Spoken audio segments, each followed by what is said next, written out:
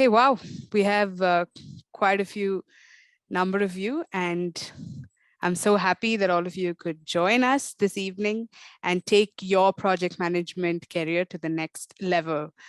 So let's start with a fun question before I introduce myself and the trainer. So the question that I have for you is, which superhero would you say makes the best project manager? You can leave your answers in the chat and then we'll take it from there. Let me repeat the question. Which superhero would you say would make the best project manager, according to you?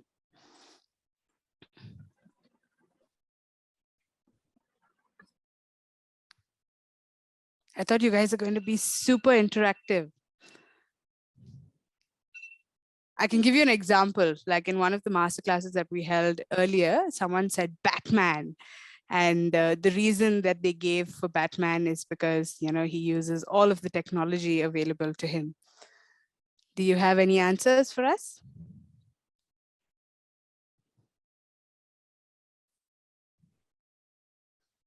Okay, you guys are posting it in the Q&A. Somebody said Batman as well. Very nice. Someone says Spider-Man. Do you want to tell me why you think it's Spider-Man, Sayan?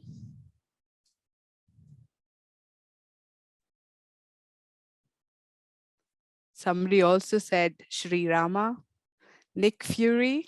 Oh, I love these answers. Also, give me a reason as to why you think this person or this superhero. Chat is disabled. Looks like that's why people are posting in the Q&A.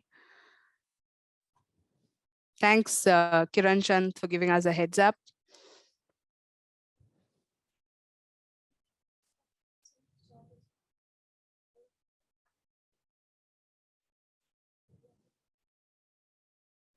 Okay, we'll get that fixed, but thank you so much for participating in the first question that we had for you, and also joining this very special masterclass that we have for all of you, aspirant PMP or project managers, all right? Let me quickly introduce myself. My name is Smriti Antony, and I have the pleasure of hosting this very special masterclass with our very own PMI authorized PMP instructor, who is Antony Joseph. Antony, would you like to introduce yourself as well? Yeah, sure. Thank you, Srimati. Hey, everyone. I hope you're all doing good. Okay, let me have a quick introduction about myself. So I'm Antony Joseph Jenish. You can call me Antony. I have more than 20 years of industry experience, spanning between industries from manufacturing to service industry, and I have the experience of setting up a PMO, project management office, in one of the leading publishing company, and by certification, I'm certified PMP since 2012, a qualified lead auditor for quality, health and safety, and environmental management system, right? And I'm associated with the Tata Group of companies as a consultant on doing audits and assessment for their vendors. I'm also associated with a German-based certification body on doing training, audits, and assessment for their clients. And, I'm associated with KnowledgeHut, around for, I think, seven years by now, as a trainer on delivering PMP and CAPM certification. And that's about me in simple. Antony, we'd like if you can have your video on. I think you need to give me access. Sure. You cannot start your video because the host has stopped it. That's the message. Okay, we'll get that fixed. Yeah. Thank you so much, Antony, for introducing yourself, and for all of you participating in today's masterclass. Antony has a lot of experience, and we've brought, a lot of problems that PMP aspirants face And we're going to have a fun interactive session. You're going to understand how to crack that PMP exam in a compressed time frame of just 5 weeks. But if you follow the instructions given by Antony and also follow everything that KnowledgeHut has to offer for you, I am sure that all of you will be able to crack that PMP exam. And you heard it right, it is in just 5 weeks. Your learning and your time investment is for 5 weeks, all right? So let's get this training started. Here's a quick poll that all of you would need to answer, okay? The question at stake is, have you previously attempted the PMP certification exam?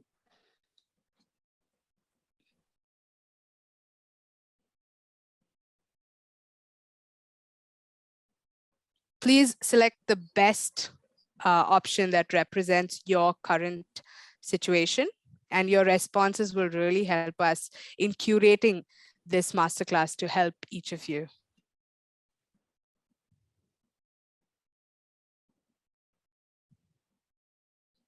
Okay, I think most of you have answered. I'm going to quickly show that result. 2 of you said that you've attempted the examination before. A lot of you have said that, no, this will be your first attempt. And a couple of you have also said that you're not very familiar with PMP. Well, we have answers for all of you, and that is why you are here. Let me also ask you, have you thought about how much time you would take to get this certification in your hands? That's something I think a lot of you would want the answer to, and Antony is going to give you that answer in the coming few minutes. All right, here's the poll result, and let's move on. All right, there's another quick question for you to interact, and I'm going to launch that poll. This one says, how many of you know the value of a PMP certification?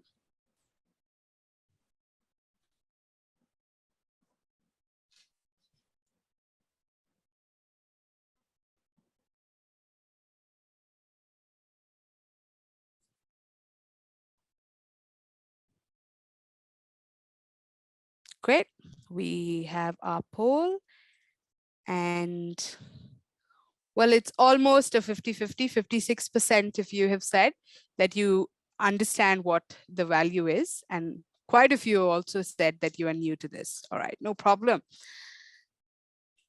Great. So here are some facts that has been listed down for you. If you have a PMP certification, you can average salary of around $107,000. As most of you know, this is an in-demand certification across the Fortune 500. You get to earn 40% higher than people who are not certified, and the job opportunities are always growing. You get opportunities 23% of the time in a year, and also all of us know that PMP is here to stay, correct? Thank you for answering those questions and being so proactive. I really hope that all of you will do this throughout the session. Although most of you know that, what the importance of PMP is, there is like a real gap in between how many people take the training and then how many people actually do the certification. I think few of you answered already in our poll where you said you've taken the certification previously and some of you are new to this, but stats has it that there is a deterrent the participation of PMP aspirants in taking up the training and then receiving the PMP training certification as well. Do you know why? Can you think of some answers as to why people attend the training and then don't give the examination or the certification?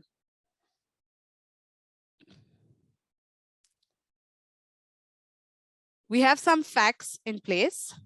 So a 2022 study by PMI showed that only 65% of PMP certified professionals renew their certification after 3 years.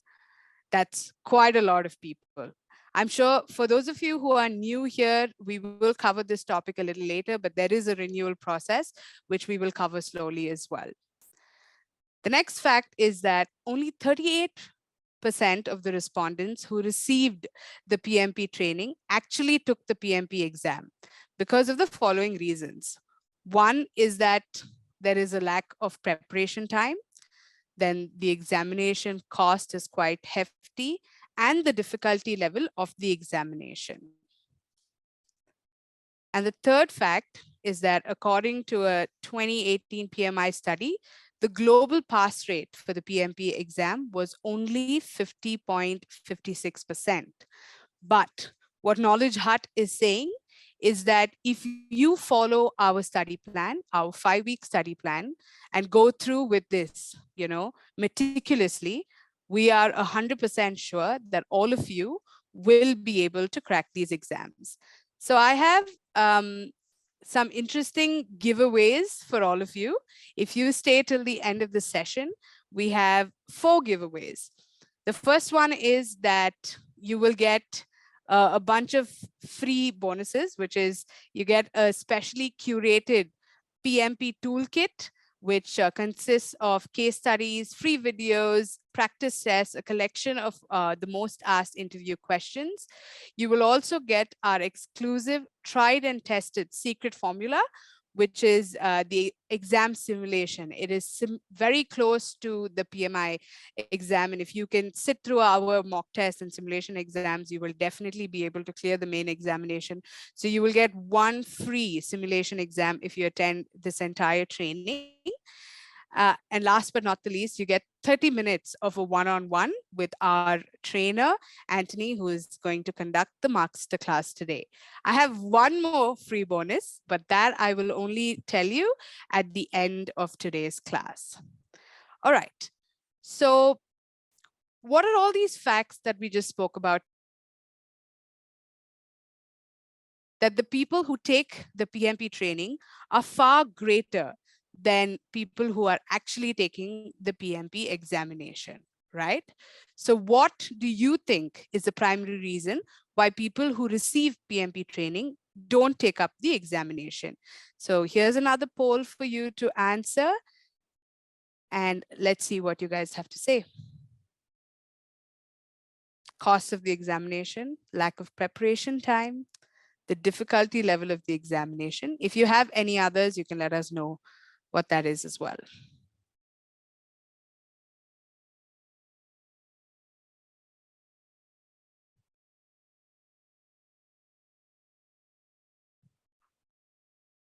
Since most of you have answered this question, I'm going to quickly share the results. Antony, our learners today think that there is a lack of prep time for the exam. An equal amount of people also think that the exam is really difficult. A few of them think that the cost of the exam is a bit high, and the others are yet to answer. All right, so these really are the many reasons why people hesitate to take up the PMP examination. Which is why we have Antony with us today. Antony Joseph, as he already introduced himself, is a PMI authorized PMP instructor. He has more than 20 years of experience in various industries handling large-scale projects. He has set up and led PMO for a global leader in the publishing industry. He has successfully trained and guided 5,000 plus PMP aspirants, trained global audiences from various industry verticals in various management domains. Antony, KnowledgeHut is very, very happy to have you on board for this masterclass, and so are all our participants here this evening.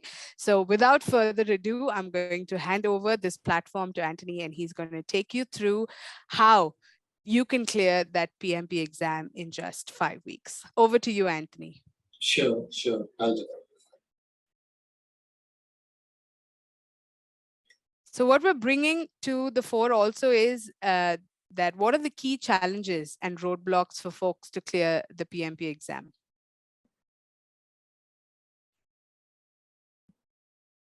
Antony, you'd like to take over? Yeah. Okay, so let me, take this from the poll that you have recently conducted. People, most of them have said that, they have lack of time to prepare for the exam, from the training to, take up the exam. Let me, put it from my experience. Yes, when I did the training back in 2011, work were, continuously going on. We are busy with our regular work activities. But finally, I decided to take up the exam, because that I felt is more important, because at that time I was into the project management office. So I thought that, it was more important to be certified as a project management professional. I took up my exam in 2nd January 2012. Okay. And the number of weeks I have, put up for preparation is just 4 weeks time. So this 4 weeks or the 5 weeks are good enough, to prepare for the exam. So, you can actually, make use of this study plan. You can easily clear the exam just in, the 5 weeks or the 4 weeks timeline. So that shouldn't be a problem. So here, let's see about the key challenges and the roadblocks for the folks to clear the PMP exam. So it starts with, understanding what is this PMP certification? Where are we going to, start that? What I need to do? What are the steps that I need to follow for, being certified?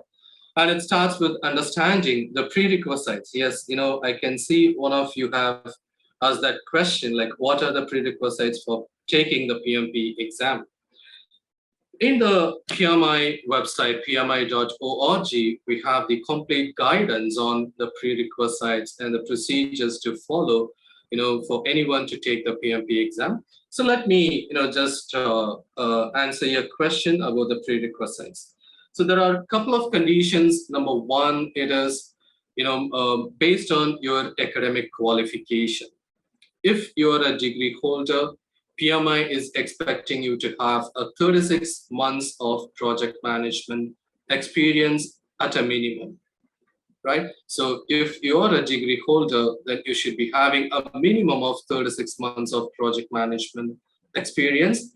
And if your academic qualification is something like a diploma, then, you should be having a minimum of 60 months project management experience. So when we say project management experience, PMI is not demanding that you should be a project manager. Rather, it is demanding that you should be working in some kind of projects. It can be in any type of industry, can be in manufacturing, heavy engineering, software development, telecom. So that's not at all a problem, but, you should be having that many, months of experience. And that too, you should have gained in the recent 8 years. That 36 months or that 60 months of experience, you should have, got within the recent 8 years. That's what PMI is going to accept and consider. So on the challenges, yes, you start with understanding what is your, experience on taking up the exam, because yes, this PMP examination will be anticipating or will be expecting that you are an experienced, project manager, or you have experiences in the project management activities, various project management activities. Then you have to, understanding that you may need to define the plan, when I want to take up the training, what level of training I have to do, then what are the reference materials I have to, go through. Should I be learning the PMBOK, or should I be following the exam content outline? So, these informations you should be, understanding before you, plan for taking up the PMP examination. What are the references? Because you may be aware that till December 2020, the PMP examinations were focused more on the PMBOK 6th edition. But now the exams are focusing more on the exam content outline. But it doesn't mean that we have to completely ignore the 6th edition, and currently we have the 7th edition of the preamble. Both should also be considered as a reference material, right? And the most important on pairing for the exam is taking the mock test, right? We have good amount of mock test, that you can do it repeatedly. This is to make you practice for couple of reasons. Number one, you will be able to understand for a question what is a correct answer, why it is a correct answer, what is not, or which are all not the correct answer, and why they are not a correct answer. Because for the PMP exam, we should be having a clarity on understanding what the question is asking and what are the options that are being provided to us. Even though we have experience in project management, we have to align ourselves, towards the PMI's expectation when we are taking the PMP exam, because they have defined terms, they have defined conditions, workflow, so that we need to follow. And moreover, when we are taking the exam, we have to assume that we are a project manager. Practically in your company, your role could be something different. You may be an executive, you may be a team leader, you may be a project coordinator, but that's absolutely fine. But for the exam purpose, you need to assume you are a project manager. As a project manager, how you are going to approach this particular situation, right, from PMI's expectation. So this mock exams will be helping you to practice on that. And number two, you may be aware that the exam time duration is going to be 230 minutes. For some people, it would be really difficult for them to sit completely for that 230 or plus minutes, because in the exam there will not be any past breaks. You have the option to take a break, but still your clocks will be running during the exam time. So sitting in a place for 230 minutes, you have to do a practice, and these mock exam will be helping you to do that as well. So what I'm explaining is what are the challenges and how you can overcome those challenges as well.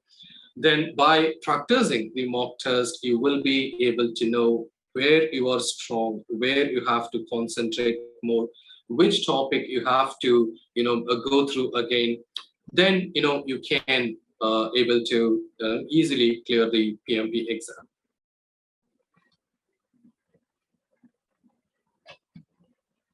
I hope that clears you all. You have that required information.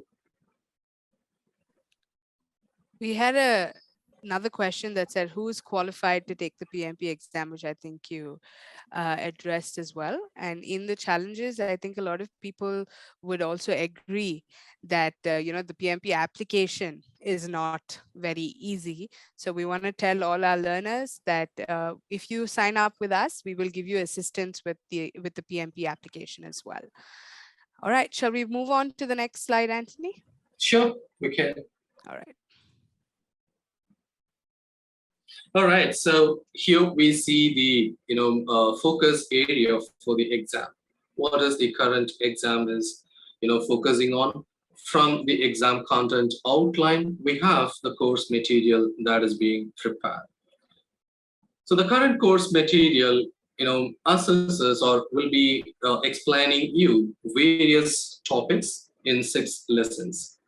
Put together, there are 35 around 35 topics are there being addressed in the exam content outline. And those 35 topics are, grouped into 6 lessons.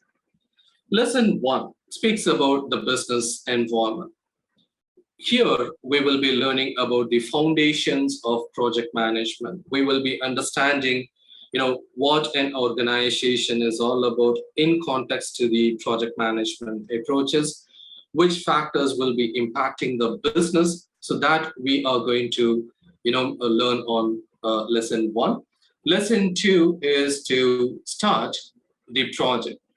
So here we're going to understand what we have to think about, starting the project.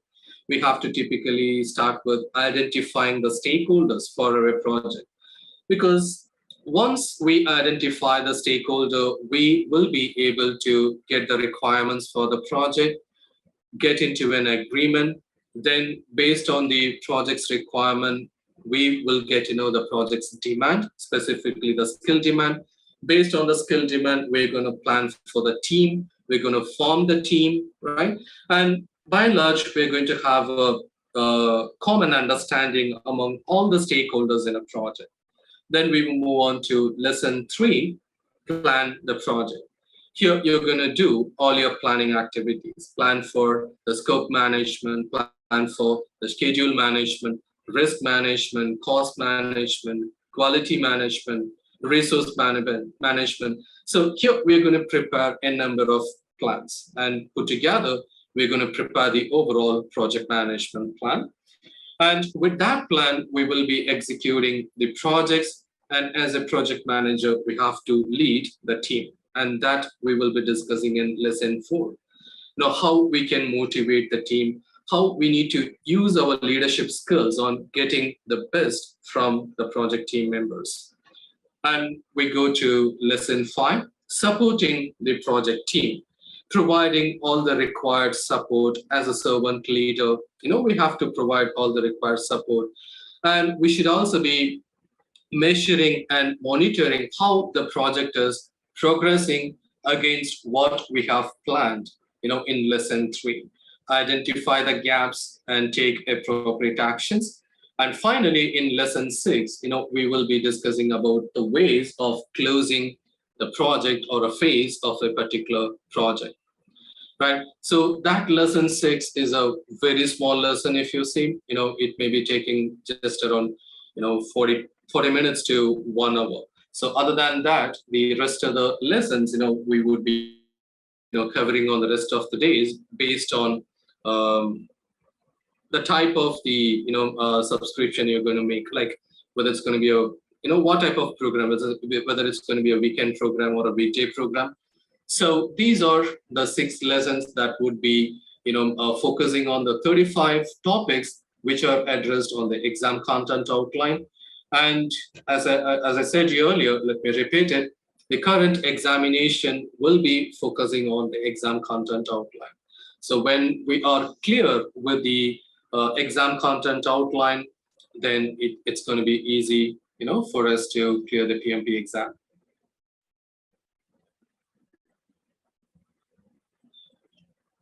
Yeah. Okay, so let me explain about the 5-week, study plan, the step-by-step study plan, which, if you're able to follow that and practice it, it's going to be really a helpful one. Understand that, these we are preferring that you start these week assessment after you complete your training. So first you're going to attend the training, then you're going to take a 5-week for the preparation. On week 1, you would be, spending around 6 hours, between day 1 and 3.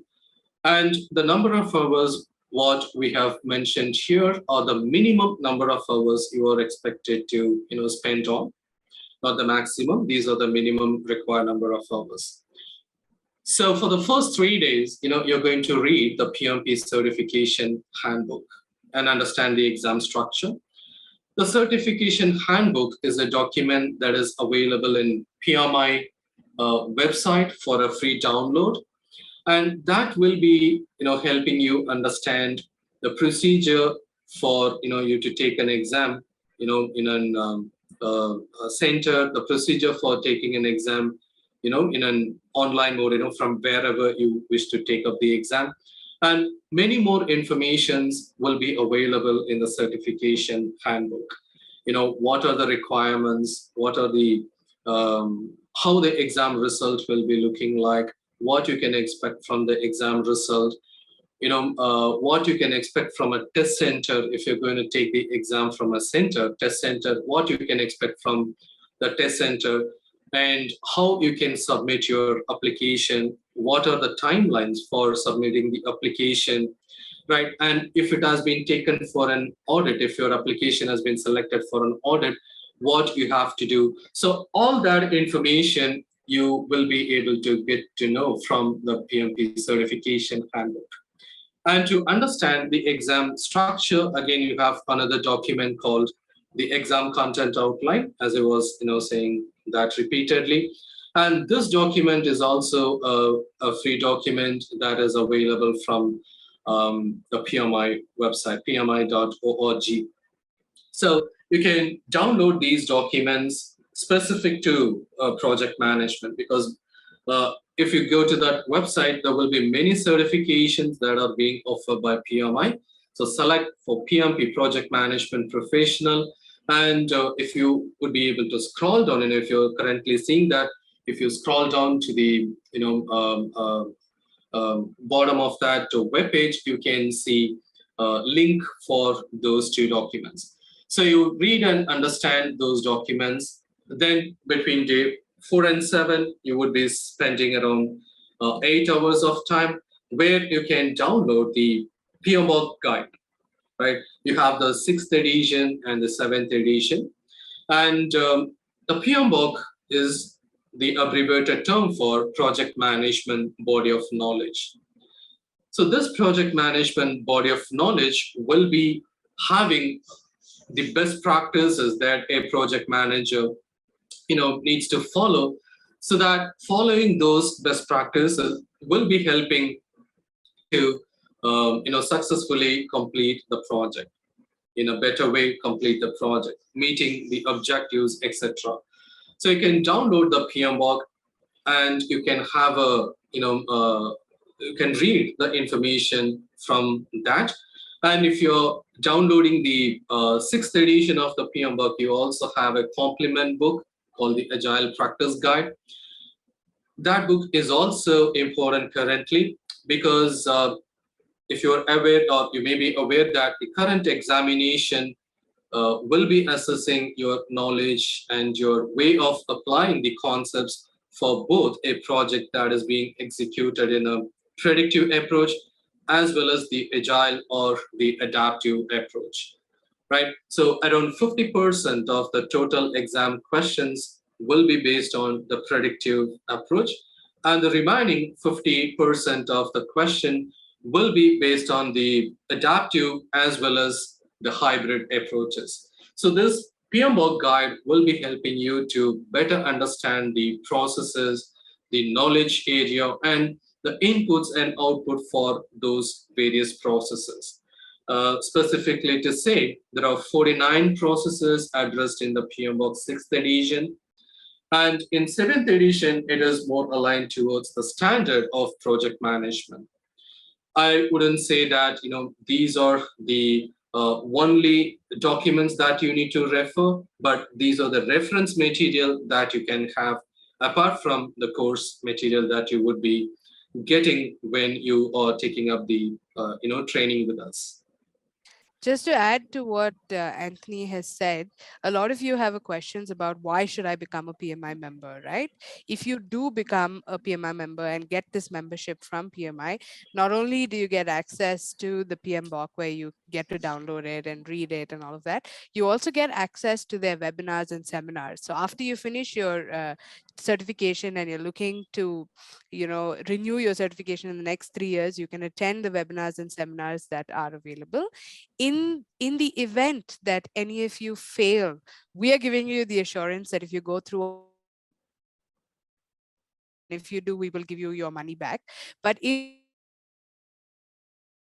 we will give you a discount on your retake, right? And then you get to write the examination, PMP examination, thrice in a given year. All right. Okay, over to you, Anthony. Sure. Right, now let's move on to week 2, between day 8 and 14, where a minimum you would be requiring to spend around 14 hours. So here we are recommending a YouTube video, Eileen Ellis. where you would be able to get to know about the basic concepts of project management. So those videos you can watch one over the other. There is no particular order.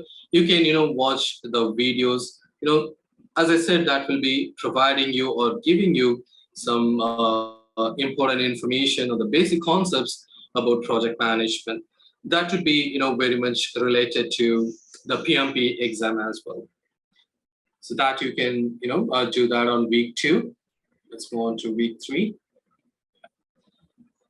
Now for week 3, between day 15 and 20, where you would be spending a minimum of 10 hours. So continue to watch that, those videos, right? You can watch it again and again until you see that, or you, get to know that you're familiar with those concepts. So till that time, you learn it, you understand the concepts. That would be really helpful. So once you are able to assess, or you decide that yes, you have a good amount of knowledge, you can take up a exam, right? You can start solving the questions from a free question bank. That you may do it for around 6 hours of timeline. And here we have provided the link where you can find a free information about that,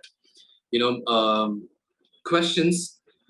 Again, these will be helping you to understand the concepts, understand, where you have to focus on when you're attending a PMP exam, on a particular question, what are the key terms, the keywords that you should be able to, identify so that you select the correct answers. So these, put together, you're going to spend for a minimum of 16 hours in week 3. Antony, we have a question somebody has to ask. Will 50% of the questions be from the Agile guide? It is not from the Agile guidebook, but it is from the Agile framework, Agile and the hybrid framework. So, this is to, inform that it is not that you have to memorize the PMBOK, or not that you have to memorize the Agile practice guide. It is more about understanding the concepts, more about understanding the framework, and as a servant leader, as a project manager, how you would be approaching that question. So 50% not specifically from the Agile guide, but from the framework, based on the framework. Got it. Thank you. Shall we move to the next week? Sure. Now on week 4, between day 24 and 26, 3 days, 6 hours, you're going to spend a minimum of 6 hours, where you're going to practice the questions. Practicing is very, very important, because as I said, while you practice, you will be able to get to know more about, what exactly the question is asking, right? And only when you are able to understand what exactly the question is asking, you will be able to select the right answer. Sometimes, at least, you will be able to know, okay, this answer is not the correct one. And you can eliminate the incorrect answers, and finally, you can select the correct answer. So our recommendation is, before you take the PMP exam, you should have practiced around 1,000 questions. A good amount of practice is going to make you very comfortable and make your exam really an easy one.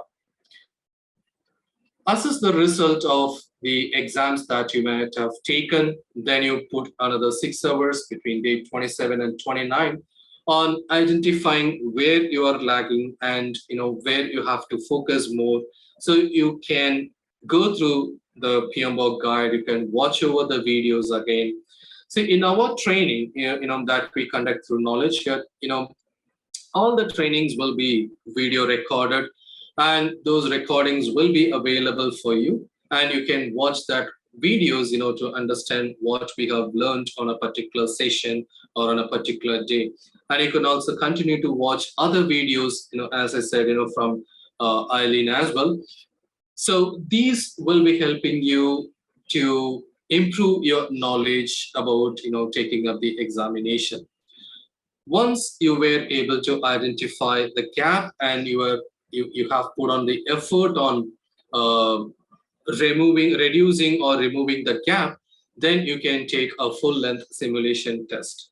Practice it for 8 hours. 230 minutes will be your exam, a simulated exam that you can continue again and again to see, where you are able to score. Again, assessing where you are able to score, in which of the topic you are good, in which of the topic you have to still focus on more.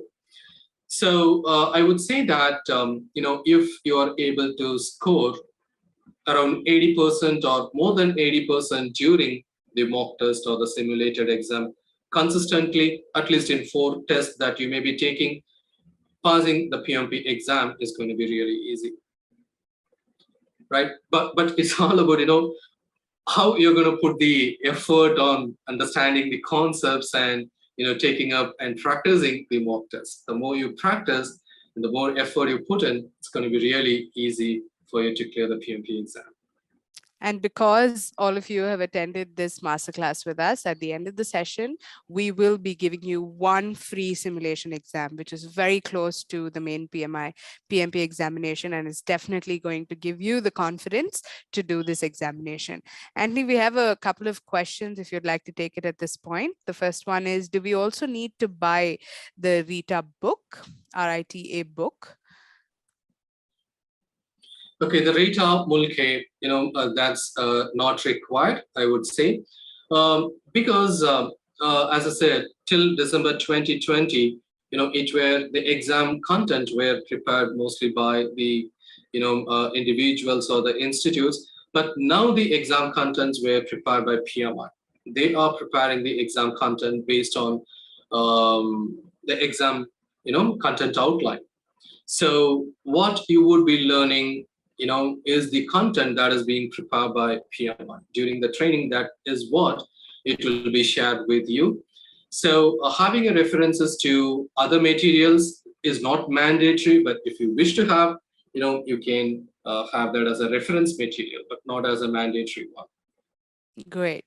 The next question says, in the training, we were informed that the best way to tackle the questions is to look at the keywords, context, and elimination. Do you suggest the same? Yes, as I was saying sometimes before, it is the same information, the question is asking about. Identify the keywords in the question. And that's what I said. First you have to understand the question. So, earlier or even now, I can guess, even now, people who are not able to clear the exam, the majority is that they do not read and understand the question. They just, observe what is the question and they just select it. There will be questions, sometimes like, which is not, what is not. But people, when they read the question, they will read it like, which is, what is. They will be, forgetting to focus on the term called not. But that would be a real one for, selecting the right answer. So we have to really understand the question, understand what the question is asking about, what is this question is all about. Then you have to select the right answer. And as I said, sometimes if you're not able to select the right answer, identify the wrong answers and eliminate it. And finally, you will be able to get to know, which is going to be the correct answer. Absolutely. And a few minutes from now, we will be giving you examples of questions like mock exams that you can go through, and we'll do a poll so you can also, judge how to answer these questions. Anthony, one more question. The hours mentioned in the brackets are per week and not per day, right? Yeah, it's per week, yes. Between that time duration. All right. Between 24 and 26, 6 hours. 27 and 29 days, 6 hours. So yeah, but it has to be. What we're trying to say is that in week 4, you will have to spend these many hours per, the days. You can divide the hours by days, but you have to spend that much time in week 4 on these topics. Another question is, can we bring a calculator, pen and paper to the test? Okay, so there are two ways for taking up an exam. As I said earlier, you can take the exam in a center or you can take the exam on a convenient place. But on both the conditions, you're not allowed to use any devices, right? When I say devices, calculators and also any materials like pencil, pen, eraser, nothing is allowed. But on the center, some of the center will be giving you a scratch paper, typically a A4 sheet, a pencil, and an eraser. Because sometimes you may need to do some calculations, sometimes you may need to draw a network diagram. So for that, you can make use of those a paper, pencil, and eraser. Sometimes you may want to take notes. But for the calculations, there will be inbuilt calculators. The exam platform itself will be having a virtual calculator that you have to use it. When you're taking the exam in an online proctored mode, you cannot even have a pencil, eraser, and a paper. So before you're going to take the exam, the proctor is going to scan your place, right? Typically, you have to take photos and share with the proctor. They will be scanning the place to see nothing is within your reachable. So for that, for the online test, when I say online, it is that, you're going to take it from your convenient place. For taking the notes or for drawing the network diagram, you can make use of the virtual whiteboard. Again, in the exam platform, there will be a virtual whiteboard available. So people who have taken the exam with these tools, they said that it is really easy to use those tools. No difficulties on that. Using the calculators or using the virtual whiteboard is completely easy. So shouldn't be a problem for that. In your experience, Anthony, what do you think is better?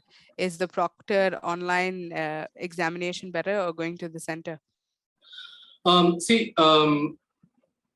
If the exam takers are going to have a very good internet connectivity, a very silent place, and a good webcam, and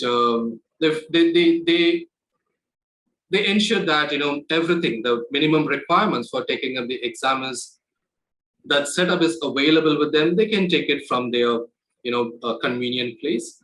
Otherwise, if they have a doubt on the internet connectivity or electricity issues, if they have some issues with that, it is better for them to take the exam in a center. I understand. Thank you. All right, we've gone through 4 crucial weeks. Shall we move on to week 5? Yeah, sure. Over to you. Right.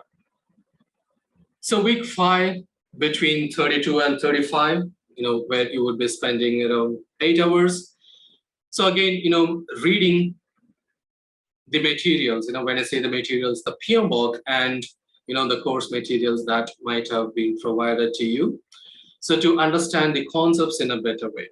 Because one of the major reason, many of you will be taking up the PMP exam is to, climb up your career within your current company or to, look out for a job change. So to climb up your career or to, look out for a new job, just, clearing the PMP exam is not going to help you. You have to, understand the concepts. Only then at the first level, you would be able to clear the interviews, right?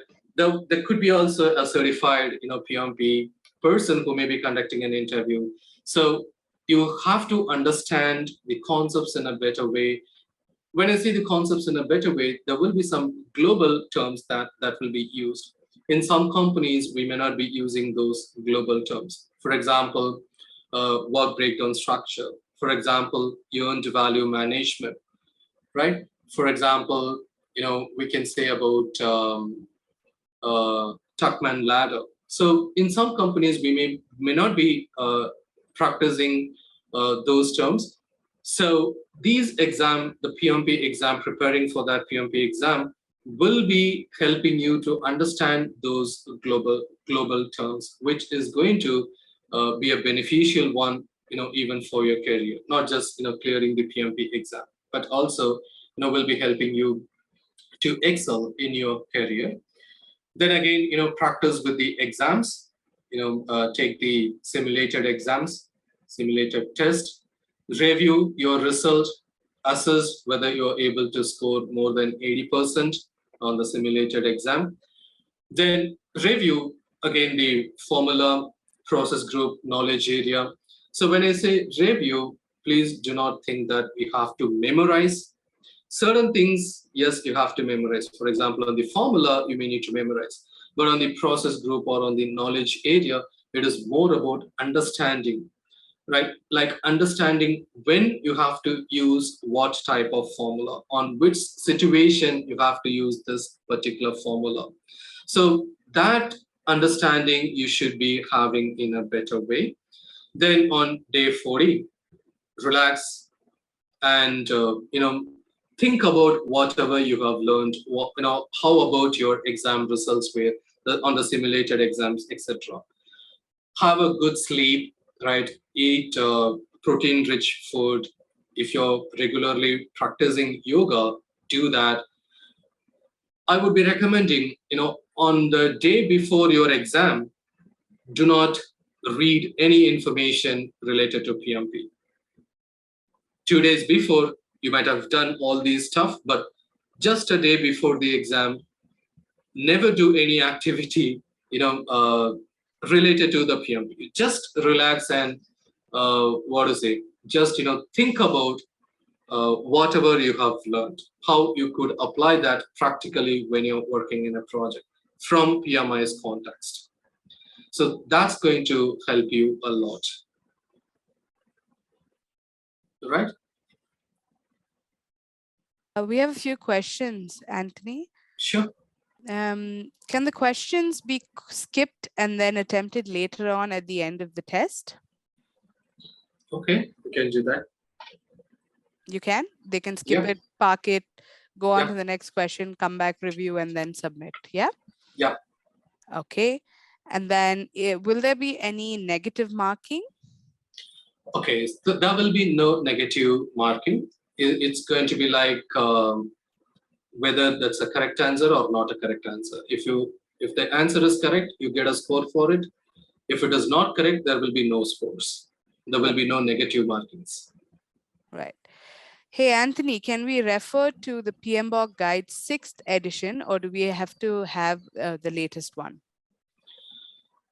As a reference material, you have to refer both 6th and the 7th edition, because the 6th edition will be more about the regular flow of a project, like how you started, how you do the process activities, what are the inputs you have to consider, what are the tools, what are the techniques you have to. On the 7th edition, it would be more like the standards for project management. So I would be recommending to refer both 6th and 7th edition. To be specific with the 6th edition, if you see that, the total number of pages from cover to cover could be around somewhere around, I think, 836 or around 850, let's say, right? But that PMBOK 6th edition has been split into 3 parts, part 1, part 2, and part 3. The part 1 is actually your PMBOK. Part 2 is the standard for project management. And part 3 will be just having the index, glossaries, the terms, such information. So out of that 800 odd pages or close to 900 pages, what I could recommend is you can completely ignore part 2 and part 3. Just focus on part 1. Part 1 will be around 536 pages. And this part 1 is again split into 13 chapters. Chapter 1 will be explaining you about the foundation of project management. Chapter 2 speaks about the role of a project manager. Chapter 3 will be speaking about the framework, the project management framework. Then from chapter 4 to chapter 13, those 10 chapters will be the core chapters. Like it speaks about scope management, schedule management, cost management, quality management, resource management, communication management, risk management, procurement management, and finally, stakeholder engagement. And within these 10 core chapters, you have many processes. And put together, from these 10 chapters, you get to have 49 processes. And for each of these processes, you will be having the definition for the processes, what are the inputs, the tools and techniques, and the output. In short, we call that as ITOs, ITTOs. Again, on this 536 pages, that is in 13 chapters, I would still say that it's not even, you're going to put an effort of reading through that 536 page, because many of the content is going to be a repeated one. For example, in one of the process, one of the input could be like, let's say WBS, the work breakdown structure. So there, they will be explaining what is this WBS is all about, why we are considering this as an input. Then later in some other process again, that WBS could be an input. Again, there will be an explanation, what is this WBS? But you might have already learned about a previous process, what a WBS is all about. So as I said, many of the contents are getting repeated in the PMBOK 6th edition, specifically within those 10 chapters, from chapter 4 to chapter 13. So considering all that effort of, the contents getting repeated, I would say the actual effort you may put upon, learning and understanding PMBOK 6th edition would be close to 300 pages. So you can just imagine from 900 odd pages, now you're going to put an effort only for 300 pages. So that level, you have to understand, and if you are able to, get to know where you have to concentrate, even for learning, the books or the reference material, where you have to concentrate, what you can ignore, that's going to really help you a lot on, your time management for preparing the exam. Instead of, to put a lot of effort on unwanted content or irrelevant information, you can just focus on what is required for the PMP exam. Right. We have one more question, Anthony. Thank you for answering all of these, so well. The next question is, how is the pass or fail assessment done? Is there any minimum scoring to pass? Please explain. Okay, so the exam, your answers in the exam will be, assessed through psychometric analysis, right? So there is no pass percentage. There is no grade. The exam result is going to be, you can see just two information. One is, what is your overall result, whether you pass or fail. The second information is whether you need improvement, or you are on target, or above the target, or below the target. So there will be 4 categories, like needs improvement, below the target, on target, or above the target. If your result is needs improvement or below the target, it means you fail the exam. If it is target or above the target, you pass the exam. In the exam center, if you're going to take the exam in a center, the center may additionally take a printout of your exam result, and that will be having an information about what is your proficiency level on 3 domains. Further to say, the exam questions will be assessing your knowledge and skill on 3 domains: the people domain, the process domain, and the business environment. 42% of the question will be from the people domain. 50% of the question will be from the process domain, and 8% of the question will be from the business environment domain or the business acumen. So the people domain will be assessing your leadership skills, how you're managing your team, how you're dealing with various stakeholders. The process domain will be assessing your skill on the technical aspects of the project management. what approaches, what framework, what processes, what inputs, what tools and techniques you're considering. And the third, the business acumen skill will be assessing about your strategic and the business management skill. Because as a project manager, our role is not just executing and completing the project.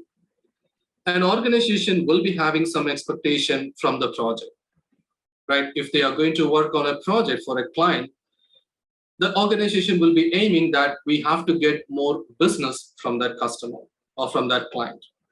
So if our project is successfully completed, our organization's vision, mission could be accomplished.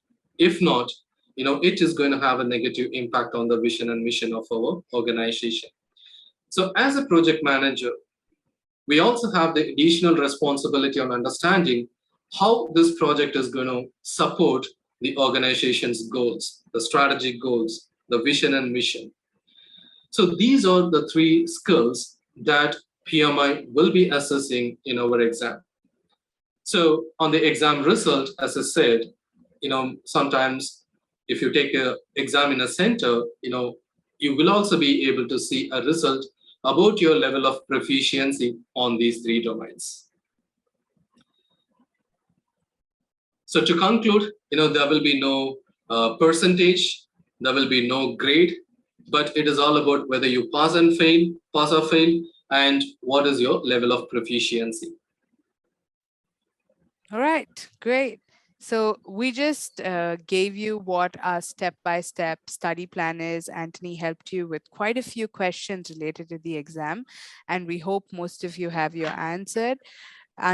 There's one more question, Antony. Does the certificate include information on the score on each area?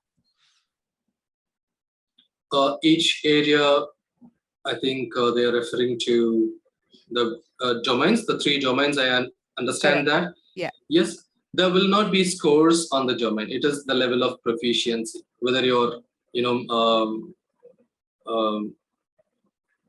above the target or below the target, that kind of information, or your level of proficiency, like, you're more proficient or you needs improvement, less proficient, that kind of information you can see. There will not be any scores as well. All right, great. I think we should move on, right? Yeah. So let's talk about tips and strategies. All right. So as I said sometimes before, do not try to memorize the PMP exam content. Till December 2020, the exam was focusing more on the PMBOK. So at that time, memorizing the PMBOK was very much required.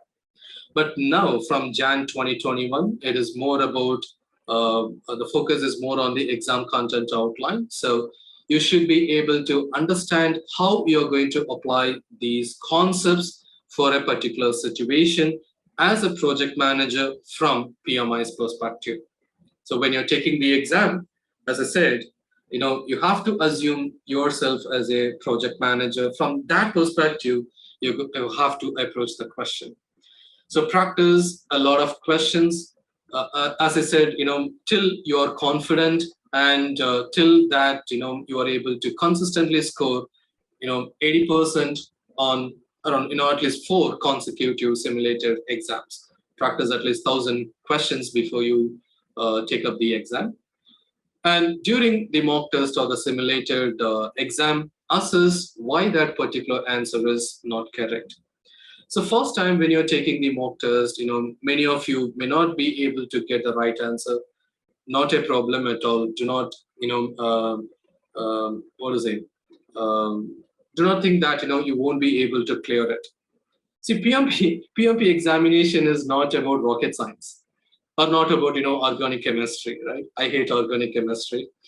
So there is no chemical formula that we have to focus on. It's all about the concepts that we are doing, in project management. In our projects, we do certain activities. So those things we are going to put it in the terms or from the expectations of PMI, right? So review the incorrect answers and see where you have to focus more and manage your time. As I said, the exam duration is going to be 230 minutes. within which you have to answer 180 questions. So roughly you would be having 1 minute 20 seconds for a question, right? And out of these 180 questions, let me also put a point here that you will be assessed against 175 questions. 5 questions will be considered as pre-test questions or dummy questions, but we do not know which are those 5 questions. So we have to give equal importance for all these 180 questions. And within this 230 minutes, you have the option to take a break of 10 minutes. That is put together 20 minutes of a break you can take, but that's completely optional. And when you're taking a break, your clock still runs. That 230 minutes still counts. And moreover, when you're taking the exam online with a proctor, if you're taking a break, the first break, for example, let's say you're taking the first break of 10 minutes, your proctor will be expecting you to return before 10 minutes. And if there is a delay, they will be terminating you from the exam. So try to manage your time accordingly so that you ensure that you're able to answer all the 180 questions within 230 minutes. Not only answer, you also plan to have a time for reviewing the questions as much as possible, so that sometimes you may mark some questions for to be reviewed later, even though you might have selected an answer. If you have a doubt on a question, you might have marked it for a review. So such reviews, you can do that at a later point of that 230 minutes. So manage answering the questions, plan well and answer the questions within stipulated time, so that you would be able to get it done in a better way. Can move on.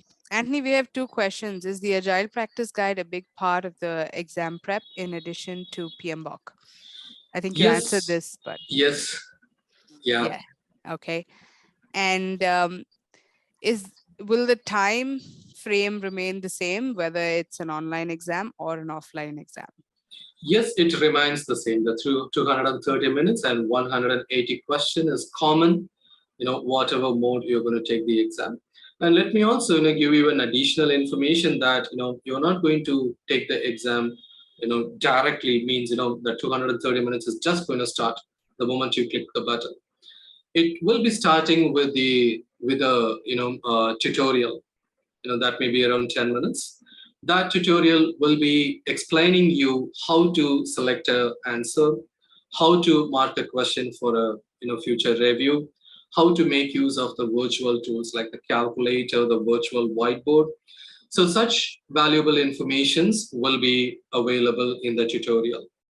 The tutorial is not mandatory. If you want, you can skip the tutorial. The tutorial time of around 10 minutes is not a part of the 230 minutes. Then once you complete the exam, then it will be taking you for a survey that would be taking you around 10 to 15 minutes. It all depends upon how fast you're going to answer those surveys. The survey is like providing the feedback to PMI about the exam, right? How easy was to use those tools. Such kind of feedback questions will be asked by PMI for them to improve the exam tools in a better way. Again, taking up the survey is also completely optional. If you want, you can skip that survey as well. And that survey time is also not included in your 230 minutes. So it is the tutorial time plus 230 minutes plus your feedback time. Thank you, Antony. 2 more questions.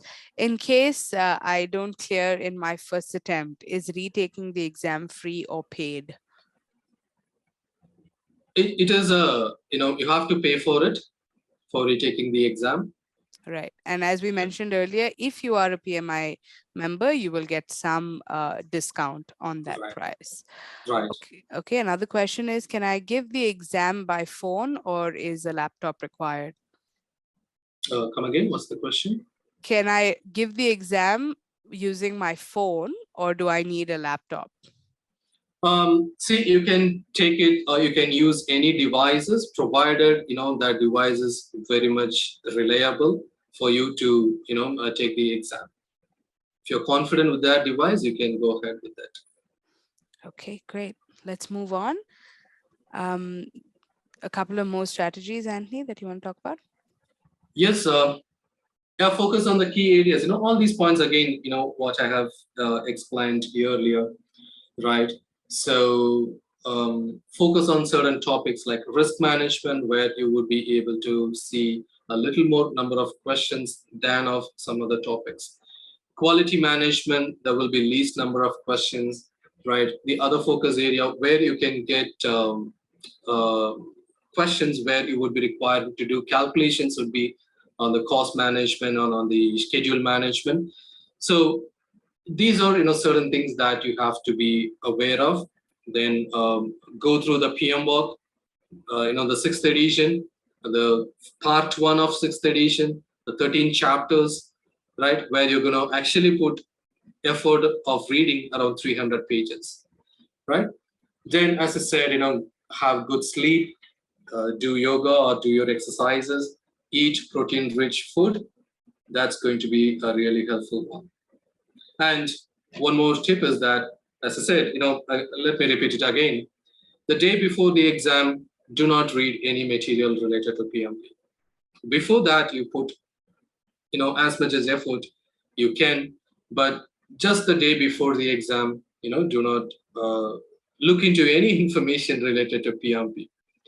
And I would also be recommending you to, schedule your exam as much as possible on a Monday morning, because we are busy people. We will be busy with your projects. Why I say Monday morning is that you have a Sunday, a previous, day is going to be obviously a non-working day, and for some people, Saturday will also be a non-working day. So these days you can utilize very well to plan for that Monday exam. I did the same. I took my 2nd January 2012 is a Monday. If you want, you can check your calendar. It's a Monday. And Monday morning, 10 o'clock, I scheduled my exam. I completed it. And afternoon, I went to my office. Wow, that is some dedication, Anthony. All right. What are the kind of mistakes that they should avoid? Right. So avoid last minute, cramming. This is more about, some may think that, okay, it's all about the concepts, it's all about the understanding. So let me have a last minute study, like that we do, in colleges or in our academics, last minute study. That's really not going to help for a PMP exam. We have to have a scheduled, plan. If possible, if you see that, some of your colleagues are also planning to take up a PMP exam, have a discussions with them, both of you, or that, form a group of people, who are going to take up the PMP exam, and have a regular conversations on a day-to-day, basis. You can ask a question, right? You can form a WhatsApp group, for example. You can post a question and see how others are answering, and others can post a question and you can answer that. So there should be a kind of mechanism, there should be a kind of process that you have to put in for the exam.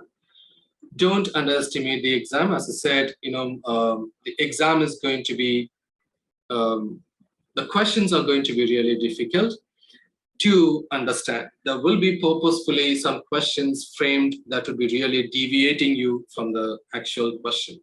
The questions will be kind of a paragraph.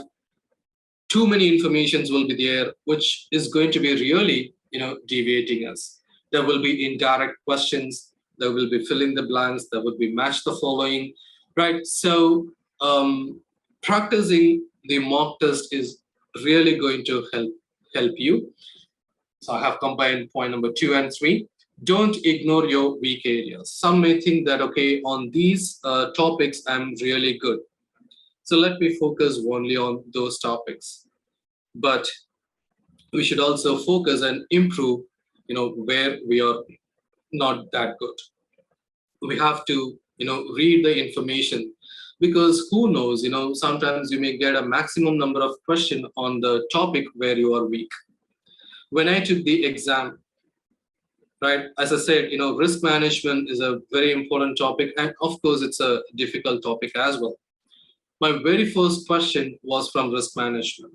I skipped the question. Again, second question was from risk management. I skipped it again and again, up to some 12 questions. The very first 12 questions were from the risk management. So I skipped it. Then finally, I answered the other questions. Then I came back to these 12 questions and I answered it. Because those 12 questions are those, even though one single question can change your result. So please do not ignore your weakness area. Focus on that as well. Avoid any distractors. Even when you're attending the training or when you're taking the mock exams, or actually when you're taking the real exam, do not get distracted with any external environments.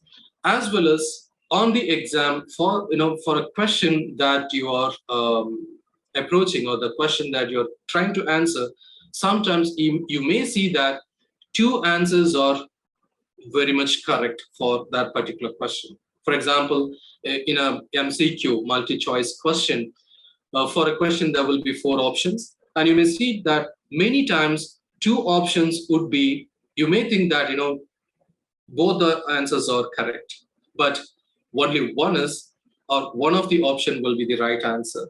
So that's what, doing the mock test is going to help you a lot on identifying why an answer that you may think as a correct one is not actually a correct answer. Don't rush through the question. As I said sometimes before, people will tend to miss the terms like which is not, what is not, and they will be reading the rest of the words, and they would be end up selecting a wrong answer. So read the question thoroughly, understand it, identify the key terms, then you choose your correct answer. Let's move on. Smriti? Yes, Antony. Okay, so this is the summary of the 5-week plan. So plan to have every day you spend around 2.5 hours to 3 hours on reading the information, reading the content that will be provided to you, from PMI or from KnowledgeHut. That's going to be really helpful one. So assess the videos, go through the videos of the recorded sessions. So all that is going to be a really helpful one. Additionally, whatever exercise, for example, in my training, I would be providing some homework. I would be providing some exercise to be solved during the training, or you may to do it in your home. So practicing those are really going to help you. Right? So every week, try to spend at least 1 hour on watching the recorded videos for that particular, or the previous session or the previous day.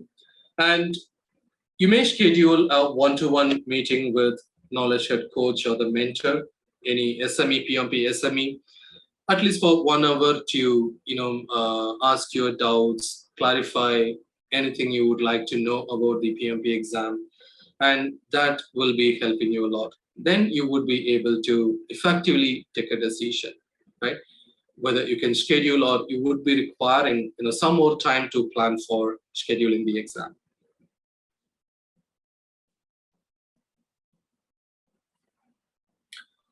Okay, why the 5th week?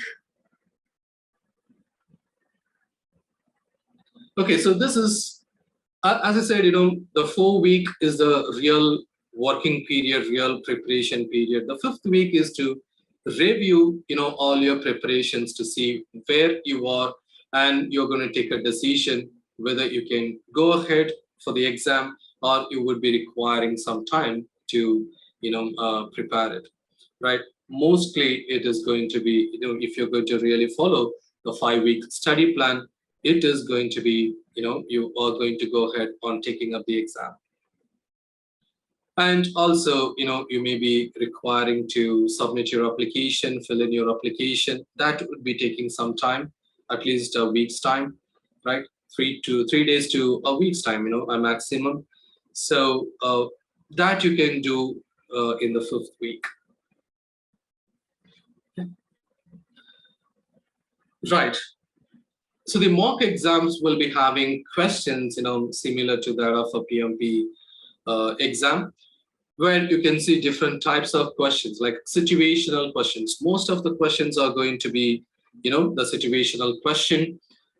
You will be provided with a scenario, and as a project manager, from PMI's perspective, how you're going to answer the question, right?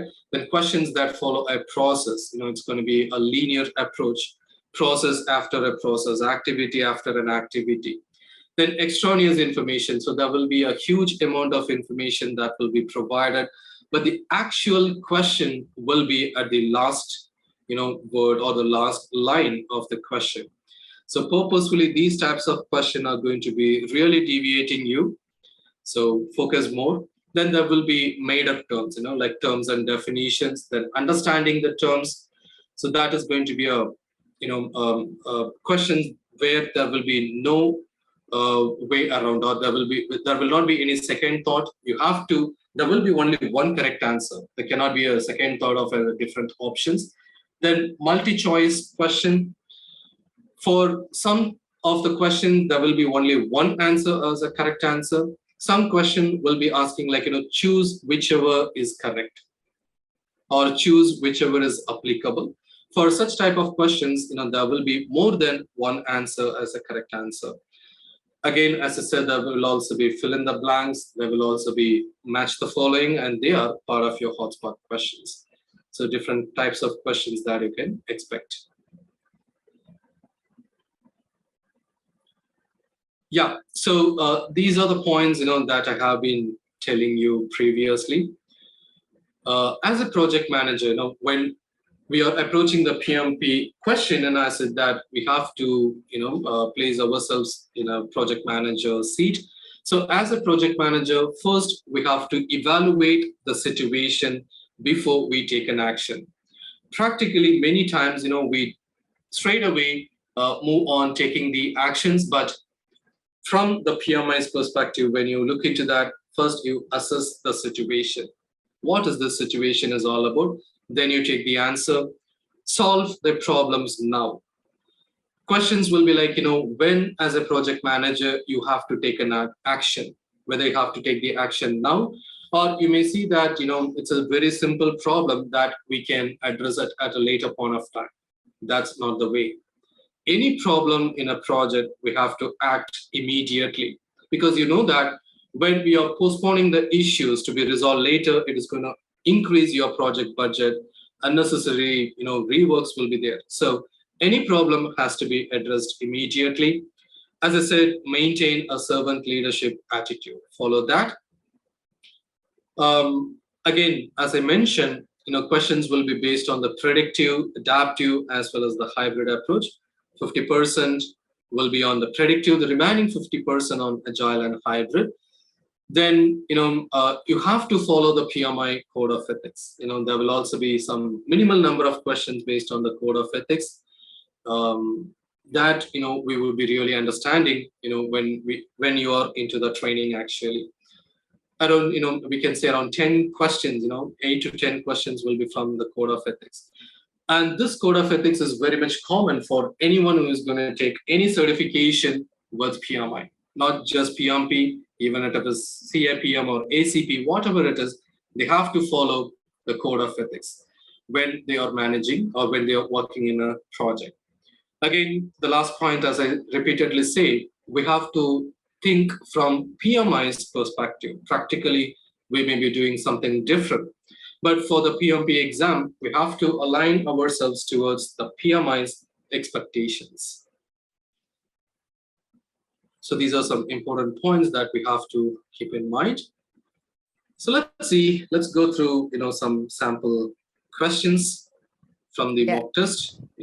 Yeah. So for these mock tests, we've actually put like questions on our poll. So we'll ask you the question, you can answer it, and then we'll tell you why you were right or wrong and move on from there. But we've got to quickly do all of this. Okay. We have limited time. We don't want to keep you guys waiting. We have free bees to give away. We want to talk about what we have. So let's double up how we're doing this. All right. So the first question is, Can everybody see my screen? Yeah, can you see the poll as well? Please take a minute to read the question and answer it as well. Let's see what your answers are.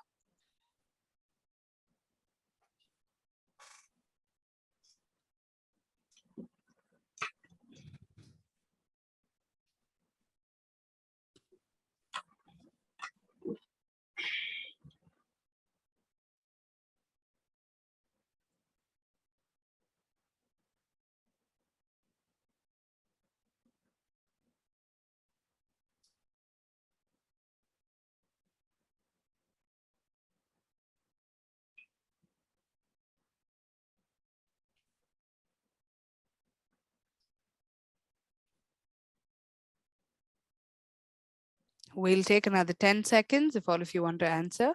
Only 50% of you have answered.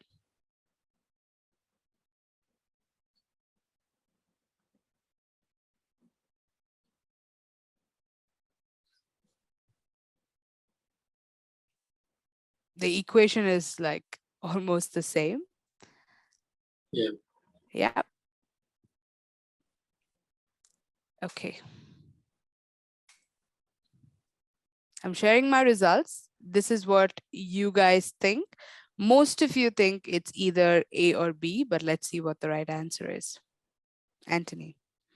Yes. So, this option B is the correct answer. And you have the justification on understanding why, the second option or option B is the correct answer.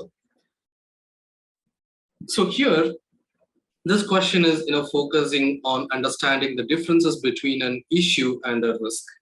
There is a difference. So risk is a, potential problem that we are going to, assess and take an action. Issue is like a problem that has, actually happened in a project.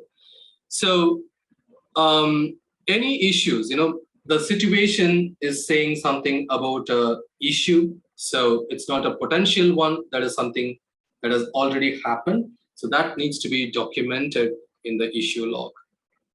So this is the way we have to, approach the question. And as I said, the mock test is going to really help you on understanding why this is a correct answer. All right, next question. All right. Most of you think it's either A or D, but the right answer is D. Right. So the question is, more about a process, that has to be violated or needs to be done in a different way. So always, whether your boss says or even the top management people say, we shouldn't, skip the process. And that's also, based on the PMI code of ethics. So who is going to prepare the project governances? The project management office. So when we want to do certain things differently, we have to, check with them, because they prepare the, overall project governance for the organization, and also they prepare the governance structure for the current project. So we have to consult with the project management office on, how to, go with this particular situation. So that's the correct answer. Right, and that's question 3? Yes, we have question 3 and about 30 seconds to answer this. Right. So this type of question, if you see, this is related to why and why not. Why this particular option is a correct one and why the other options are not correct. So you can read and answer the question.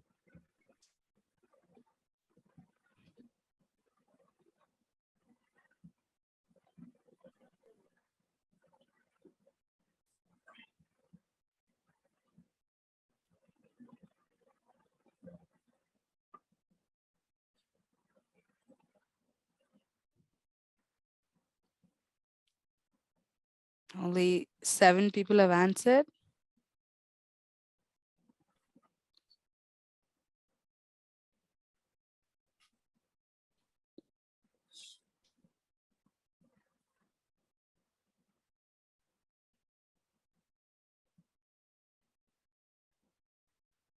10 seconds.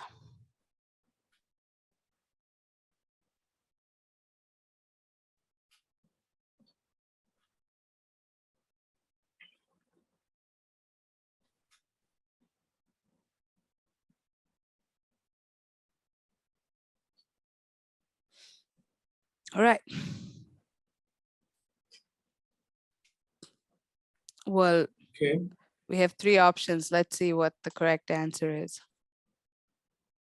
All right. So option D, because complying towards the statutory and the regulatory requirements are very, very important in a project, and for that the project manager is responsible for, right? Because one of the biggest risks in a project is not complying towards the legal and regulatory requirements. If your project is not complying towards that, even that's going to have a very big impact on the business of your organization. So here, we can see why option D is the correct answer. And can you move on to the next slide? Yeah, here we can see, why the other options are not correct, right? So these types of questions will be helping you, understand why this is right and why the other options are not right. Why, we have to have an understanding about this is, here from the poll itself, we can see, people were, there were, equal number of, scores, for a couple of options or so like that. So you may think that, this is going to be the correct answer, but actually that may not be the right answer. So we need to have a good understanding about these questions, these types of questions. One more question based on why and why not.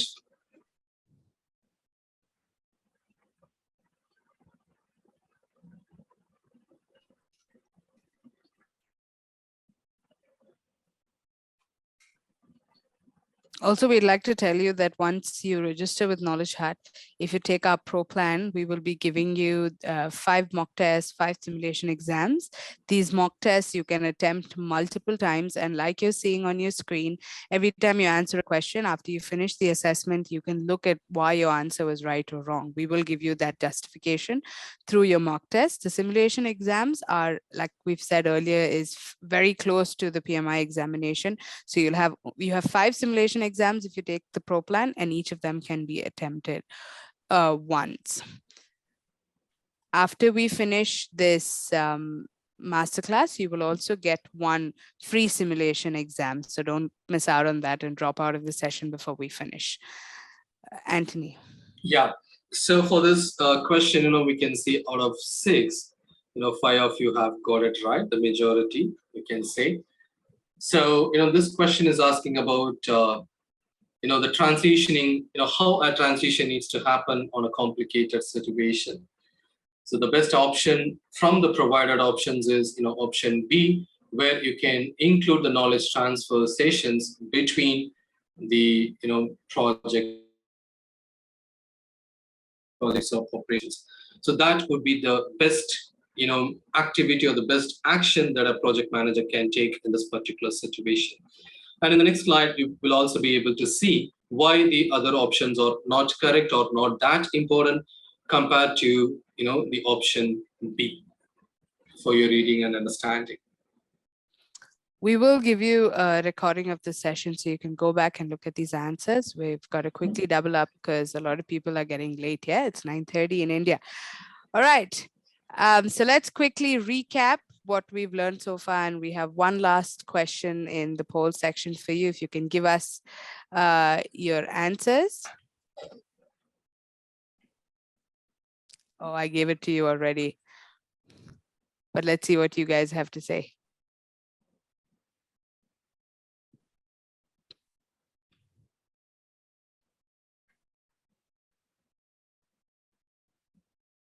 Choose the right order. If you've attended our class well, you will know what to do first. Any more answers coming in?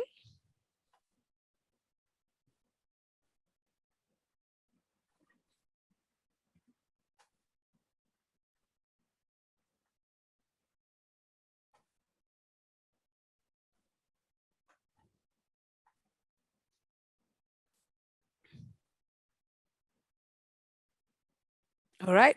And the correct answer, which only a couple of you got correctly, only one person got correct.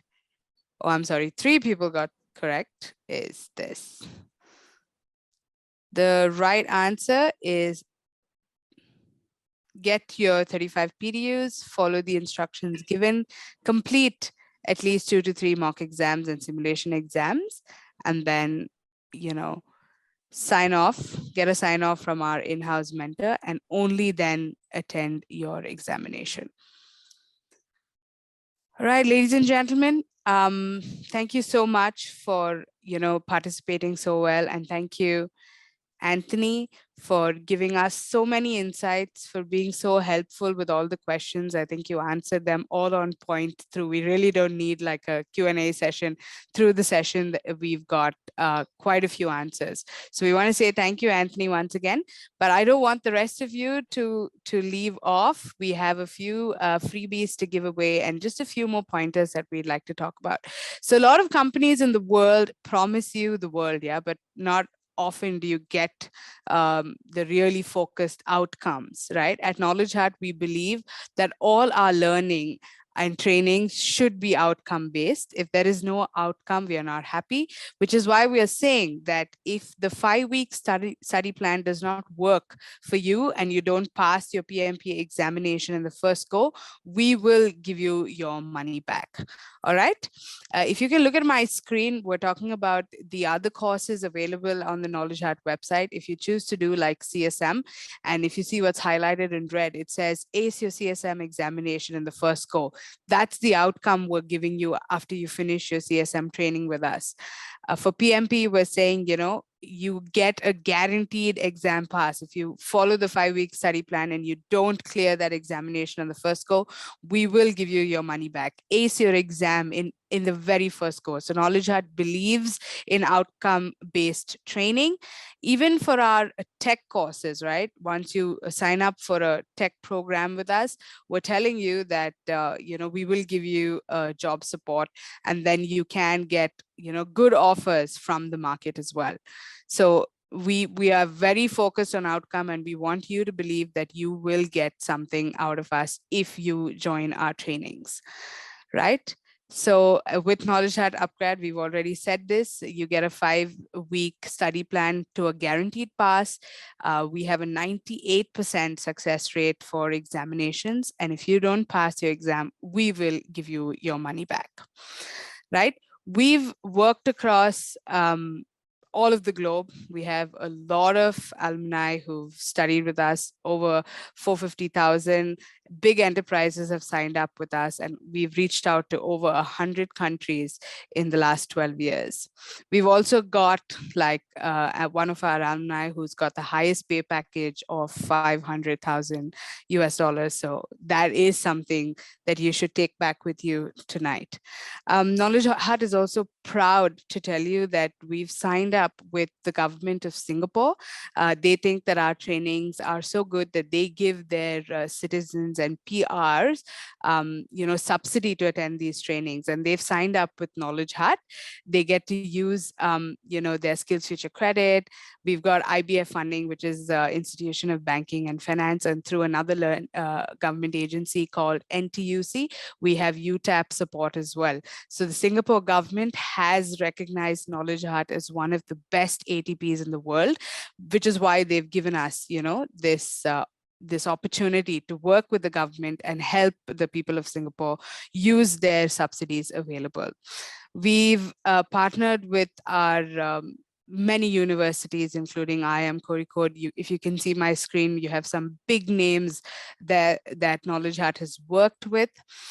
We worked with 5,000 plus enterprise partners, and all of them are very happy with our work, and so are the learners. A very important differentiator for KnowledgeHut is this tool, which is called PRISM. Yeah, PRISM is an advanced, immersive, hands-on, AI-based learning platform. No other company comes close to us when we talk about PRISM. Yeah, we have features like Cloud Labs where you can practice within your own browser. There's no need for any additional software, and the real-time insight that learners get, they can improve in their weaknesses, and this makes us stand out from the crowd. So once you register with KnowledgeHut, you will immediately get access to our PRISM portal, which is where your learning content will be. The sessions that are recorded will be there, and everything that you need to clear that PMP examination, your toolkit, your mental ed sessions, all of that will be via PRISM. You will get access, individual access to this portal, and you will have lifetime access to this as well. Okay, let me quickly show you how you can go around PRISM. Give me a moment.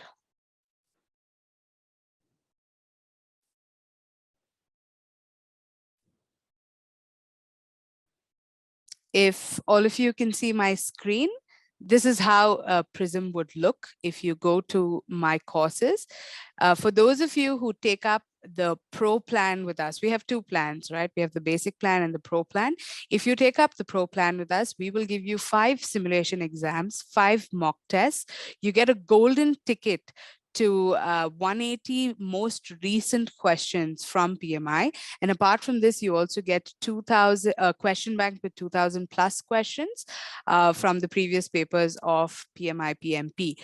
Apart from this, we will also give you free access to our PMP classes for 180 days. Some of these features will not be part of the basic plan. So if you're looking to do PMP with us, we urge you to take the pro plan. All right, so we already went through the mock test, but if you click on the mock test and open out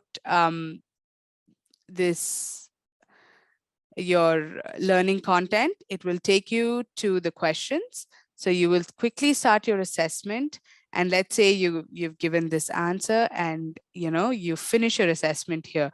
I know there are 179 questions answered, but we'll submit anyway. The reason why I want to show you this is because after you submit your assessment, you can understand what your result was. So if you've answered the first question, I answered it correctly. So it gave me the reason why my answer was correct. But if you answer the question wrong, then it'll give you a reason as to why that answer was wrong. And these 5 mock tests that you will get, you can attempt them multiple times. There's no limit on how many times you can attempt this. The simulation exams are a little different. Those 5 simulation exams, you can only attempt once. All right. So this is how PRISM looks. All the key details that you require for your course will be here, and it's fairly self-explanatory, so you can take it forward on your own.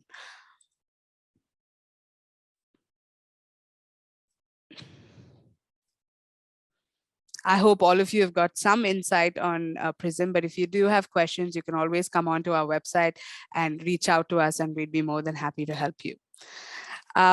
The problem that we're bringing to the fore, ladies and gentlemen, is that the PMP examination is not easy, but believe me, it is worth every effort. PMP is here to stay. They're going to keep changing their editions and keep adding value. But all of you seeking project manager jobs, want that up, want to upskill, want to get that kind of salary, you should look at doing the PMI PMP examination.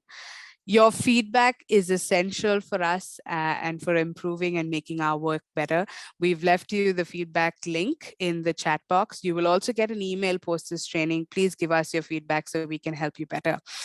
Our very own, PMI instructor, Antony Joseph, has dealt with 5,000 plus learners in the last 10 years. And these are the testimonials that he has received after his training. So you can quickly look at these comments that we've got from our alumni.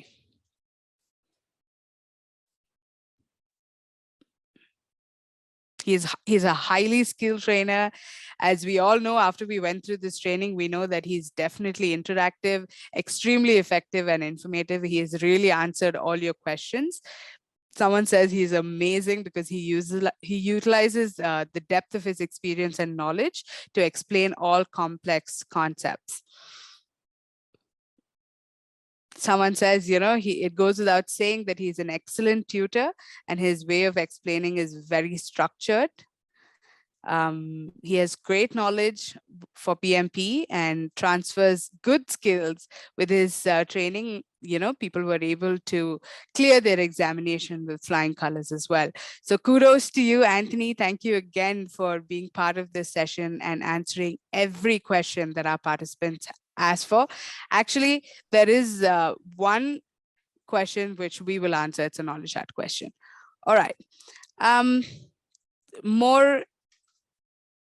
We just want to quickly bring a comparison between, our competitors and us. KnowledgeHut Upgrad gives you 35 hours of learning through your live sessions. If you go through our online self-paced content, you get 24 hours, you get a mental ed guaranteed exam pass study plan, hands-on practice with a question bank of 2,000, unlimited attempts on mock tests, simulation exams, you get a refresher course, regular doubt clearing sessions, application assistance for PMI, and comprehensive exam prep support. What we mean by support, apart from the refresher trainings, is that our trainers will give you their email IDs. So if you have doubts and you want to reach out to them, you can always do that even after the training.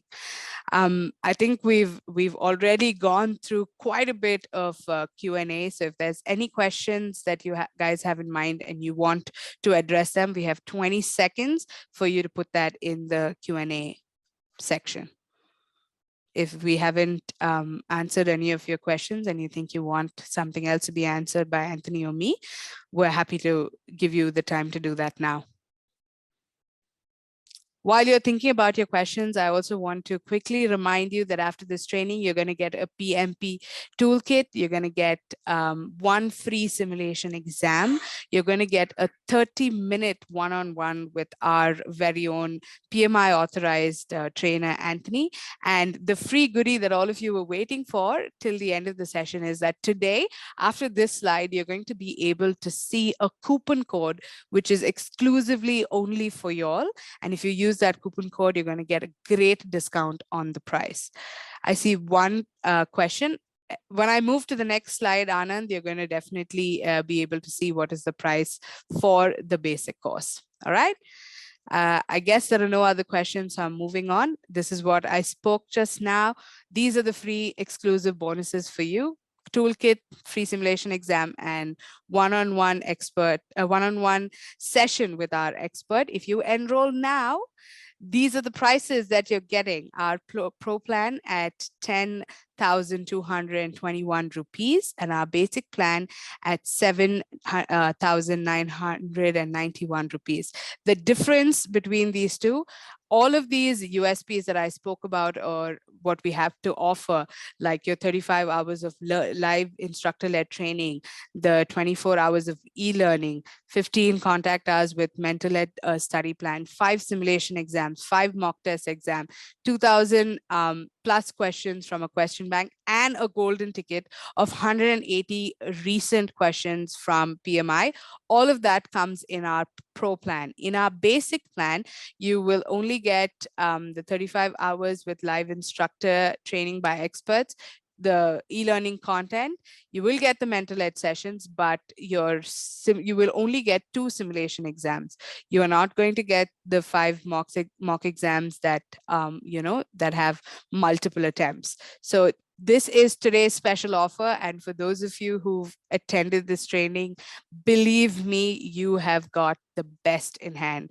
So if you are an aspirant for PMP and you want to get going with your PMP certification, make use of this offer and make use of Anthony's time. We will give you a 30-minute one-on-one session with him if you have more doubts. Okay, enroll now and do really well, guys.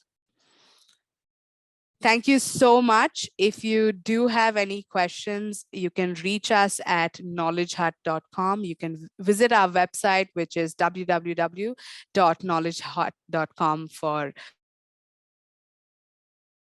information. We will give you this session. If you have any questions, we will give you that 30-minute one-on-one. Take the goodies, take the free bonuses, and make the best of this time that you've invested with us. Thank you, Anthony, once again for joining us and being so great with all the questions and giving these wonderful people the confidence that they can clear the PMI PMP exam in that 5 weeks. Thank you, Anthony. Do you want to say some closing words? Well, it's all my pleasure, and I wish everyone, clear the PMP exam, once they subscribe with us. All right. All right. Thank you, Anthony. Thank you, everyone, for joining us. We'll have a few minutes left. If you can see our chat, you can use the website link to register for the class. Please use the coupon code and get a further discount on the price. Choose to do the Pro Plan, because with the Pro Plan you get a lot of options. And we are here every step of the way. We're a call away, we're a message away, an email away. Just reach out to us and we're here to help you. Thank you, Anand. We really appreciate your time.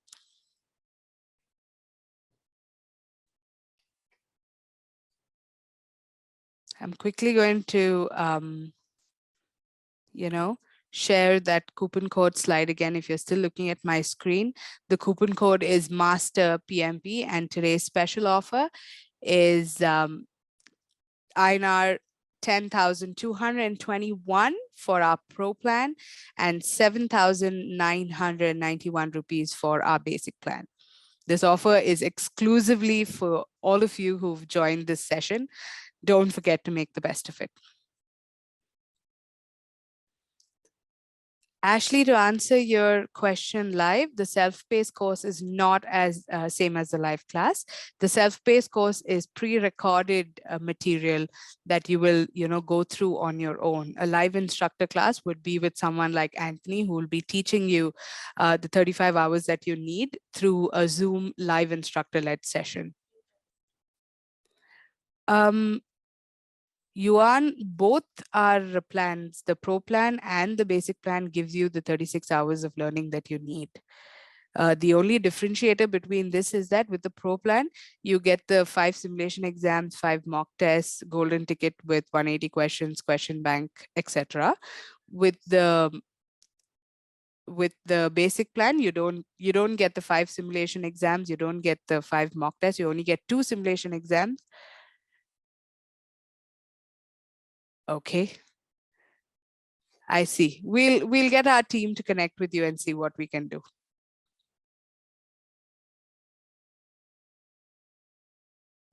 You're welcome.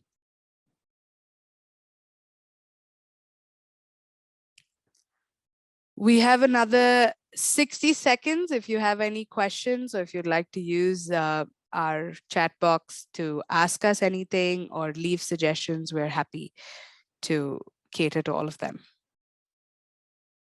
All right, ladies and gentlemen, thank you so much for your time, your patience, your effort. I see one more question. What is the pass percentage of the PMP examination? Well, KnowledgeHut has a 98% pass percentage. We cannot tell you what the percentage is from PMI because they never disclose that, right, Anthony? There's no pass percentage, so to say. Right. Yeah, you are right. Yes. Yeah.